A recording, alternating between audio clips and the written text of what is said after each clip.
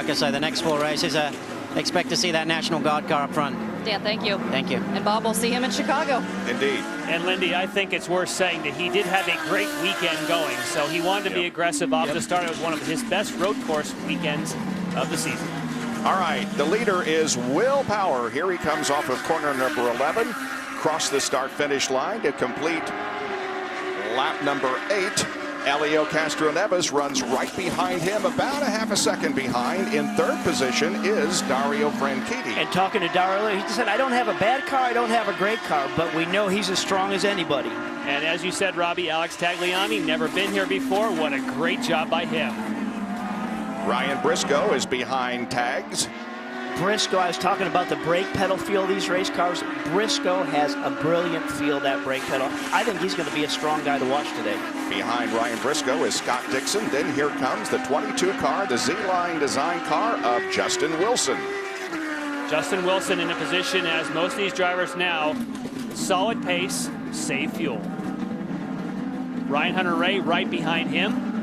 Great feature on him in the pre-race. Give an idea. He says he loves the water and he loves this race car. Thankfully, they fixed that brake issue we had coming up for turn 9.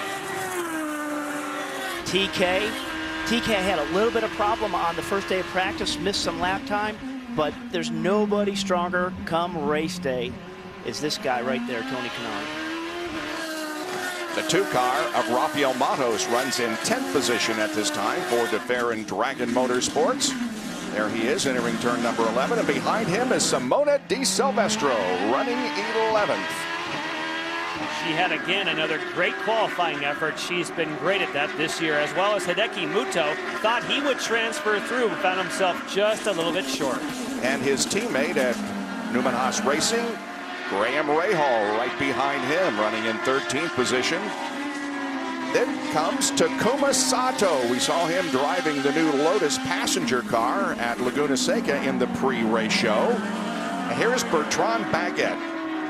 Bertrand, as we talked about earlier, he's still learning these race cars, but with what he's done with his engineer, Todd Malloy, this year is fantastic. Seems like it's been only a few months, but it was 4 years ago that Marco Andretti won his first IZOD IndyCar Series event here at Infineon. Mario Marias is behind him. And he tested here, and unfortunately they gave him a little extra time at the end of the test day, and he ended up crashing, as well as his teammates. So kind of like the last ski run of the day, got to be careful as the day closes down. One of the Dreyer and Reinbold cars, Robbie, J.R. Hildebrand, local driver. Yeah, and he's been really quick all weekend, but what he's struggling with is when they put the Firestone Reds on in qualifying, he just wasn't used to maximizing that extra drift from those Firehawks. A.J. Foyt's driver, Vitor Mira, runs in 19th position at the moment, and behind him, the Boy Scouts car of Alex Lloyd.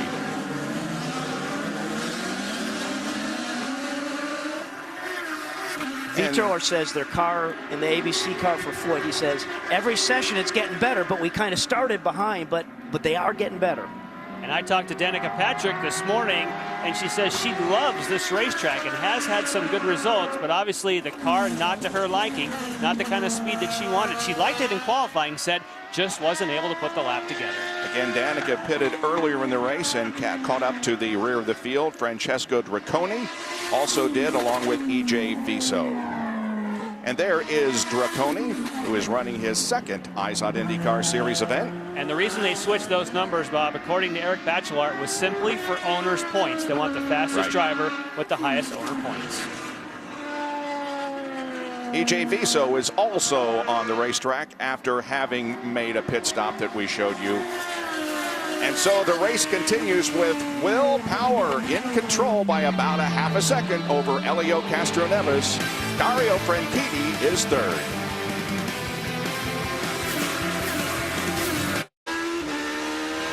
This September, college football returns to Versus. We know what you Mountain West fans want. You want to know if the Utes and Rebels can hold off the Big East and Big Ten. Well, you can catch Pittsburgh at Utah Thursday, September 2nd at 8:30 Eastern when the Utes make a stand against the rush of the Pittsburgh Panthers, and catch Wisconsin at UNLV Saturday, September 4th at 11 Eastern. This September, college football returns to Versus. How do you like that onboard shot, That's quite an angle, isn't it? Marco Andretti We're just kind of sitting off that right rear end plate and looking over that top right rear. Now we're back up front, and we look back on the second place car of Elio Castroneves from Will Powers' machine. And he's keeping it close. Yeah, he is. I have always loved this racetrack. For one thing, it's very technical, but for another thing, it has an incredible amount of elevation change. Now, down here is about the lowest point of the racetrack. That's about 15 feet above sea level. But here you start to climb the hill, and by the time you get to turn 3A, you're 153 feet above sea level. 14 stories, I think you pointed out. Yeah. And as they go to 3, right there, the leaders are going through 3. That looks flat from here, but you drive into turn 3 with a big amount of speed, and that car just loads and buries itself into the track and gives you extra grip. And it really is a fantastic racetrack and incredibly physical. Marco Andretti has made a pit stop. By the way, J.R. Hildebrand also was on pit lane a few minutes ago during our commercial break.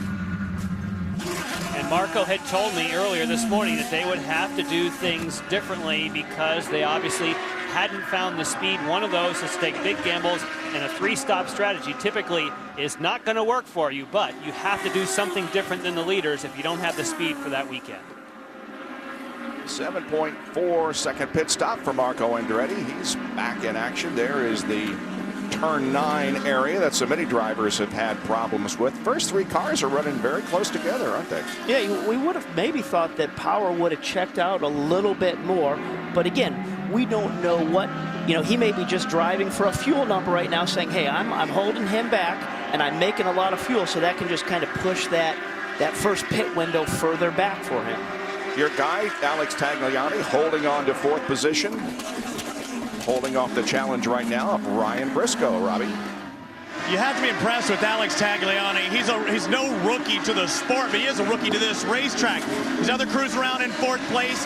He qualified in 4th place, and he never set a wheel on this racetrack until Thursday. They've taken a totally different approach in the way they approach the races because this is a brand new team.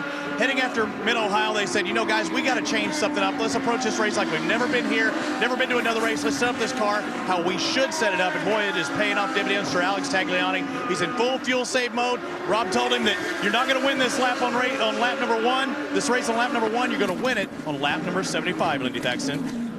Take a look at Tony Kanaan. He's got a new look this weekend. He's in the Dr. Pepper car there in car number 11. A little bit of a rough weekend for him on Friday. Only 3 laps into the first practice session, he had a fuel pump problem, lost the entire day of practice. Saturday morning, 1 hour to work on his setup before qualifying. He said, you take a risk. You're either going to be a hero or a zero. He ended up starting 9th today. He's never started worse than 7th here, but he said, hey, 9th, we will take it, Bob. He will take it just fine.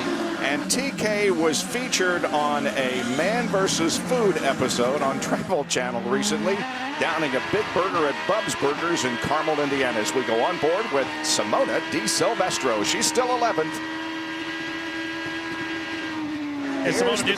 Sorry, Bob. Simona Di Silvestro, she really likes this car, not only with the reds, but the blacks as well. She said this car has very good balance. It'll be interesting on that last set. Does she go to the, her used reds, or does she stick with a new set? They said they're tire heavy. That's what Michael Cannon told me, but she likes the car on both tires, and that's a good thing when you have a nice, perfect balance between the 2 tires. She's giving chase to Rafael Matos. Oh, little lockup there by Tagliani as Ryan Briscoe gets around him.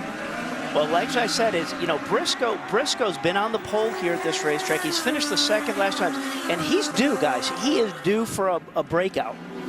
And now Dixon. Look at Dixon get to the inside of Tags, who loses 2 positions here in a few feet of the racetrack, really, as Justin Wilson now makes a challenge. And he knows he's lost momentum. He can't protect by the rules, but he's trying to make it difficult for Wilson. Wilson wants to pounce. Why? He's a little bit off song. Yeah, not a problem with Tagliani. When you get past like that, you lose a little bit of momentum, and you got in the high side. Jack, you got more? There's not really a problem with what the cars developed is more understeer than they had when the race started. And when you're running on the reds and with, as Robbie Floyd said, the conservative game plan that this team has taken, They are trying to eke as many laps out with these red tires as possible. When you have understeer, Jan and Robbie, you know, you've got to treat the car a little more gingerly, and sometimes you got to give it up so as not to wear it out.